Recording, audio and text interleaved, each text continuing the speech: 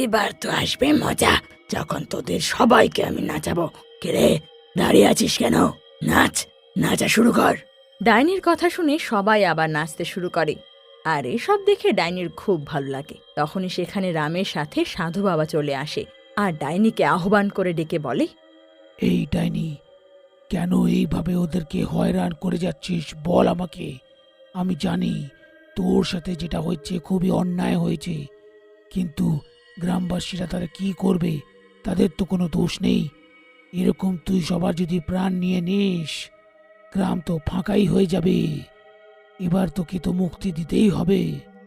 আমি শান্তি কি করে পেতে পারি যখন অন্য গ্রাম থেকে বরযাত্রী আসে আর সবার সামনে বিয়ে ভেঙে চলে যায়? তখন সেই গ্রাম চুপচাপ দেখতে লাগে। এখন এরা চুপচাপ নাচবে আর কিচ্ছু না। ডাইনির আওয়াজ শুনে সাধু বাবা কিছু মন্ত্র পড়ে আর ছাই ডাইনির ওপর ছড়িয়ে দেয়। ডাইনির শরীরেতে জ্বলতে লাগে। ডাইনি বলে, থাম, থাম তান্ত্রিক, থাম। আমার শরীর জ্বলছে। থেমে যা বলছি, না হলে তোকে প্রাণে মেরে ফেলবো।